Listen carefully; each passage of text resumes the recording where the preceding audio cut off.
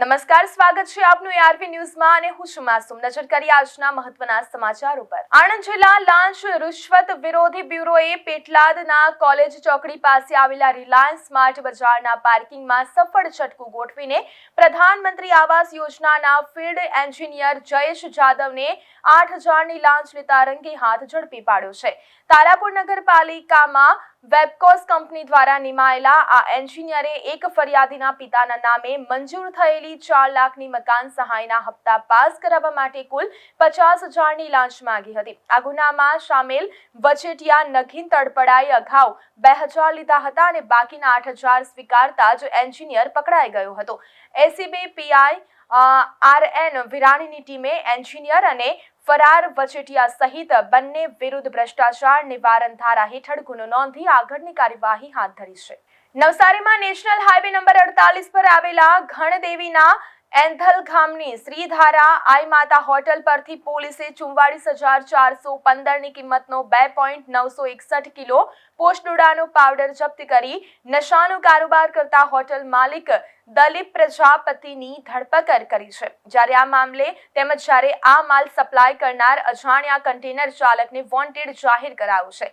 આ ઉપરાંત જિલ્લામાં ચાલી રહેલા stand strong against drugs campaign અંતર્ગત પોલીસે બિલીમોરા, ગણદેવી, ચીખલી, ખેરગામ અને વાંસદા વિસ્તારમાં સપાટો બોલાવી અન્ય 4 સ્થળોએથી 1.5 કિલોથી વધુનો ગાંજો ઝડપી પાડ્યો છે.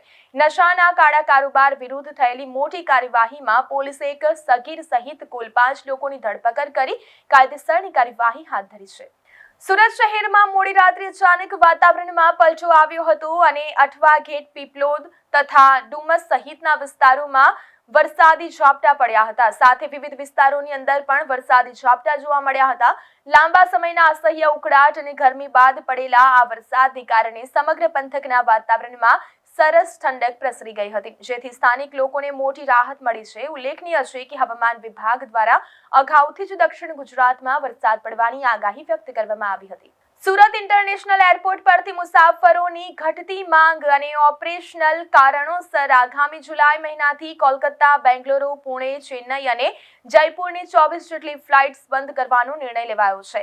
સામાન્ય રીતે ચોમાસું શરૂ થયા પછી મુસાફરોની સંખ્યામાં મોટો ઘટાડો નોંધાતો હોય છે, જેને પગલે air India express Surat Bengaluru flight સેવાને હાલ પૂરતી સંપૂર્ણપણે બંધ કરી દીધી છે. આમ ફ્લાઇટોની સંખ્યામાં મોટા ઘટાડા વચ્ચે હવે સુરત માત્ર નામનું જ ઇન્ટરનેશનલ એરપોર્ટ બની રહેશે તેવી સ્થિતિ સર્જાઈ છે. સુરતની પ્રતિષ્ઠિત સુમુલ ડેરીની ચૂંટણી માટે ઉમેદવારી ફોર્મ ભરવાની પ્રક્રિયા શરૂ થઈ રહી છે, જે 24મી જૂન સુધી ચાલશે અને આગામી 15મી જુલાઈના રોજ મતદાન યોજાશે. આ ચૂંટણીમાં ભાજપ તમામ બેઠકો પર પોતાના મેન્ડેટ જાહેર કરવાનું છે.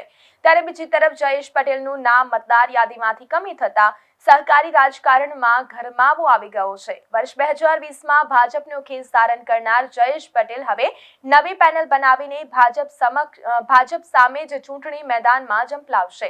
ઉલ્લેખનીય છે કે કામરેજની 4 મંડળીઓમાં વહીવટદાર નિમાતા ત્યાં મતદાન પર બ્રેક લાગી છે અને હવે અંતિમ મતદાર યાદી મુજબ નોંધાયેલા 988 મતદારો ઉમેદવારોનું ભાગ્ય નક્કી કરશે. તો આ 7 સમાચારોમાં અત્યારે બસ આટલું જ. વધુ સમાચાર અને અપડેટ માટે જોતા રહો એઆરવી ન્યૂઝ. નમસ્કાર.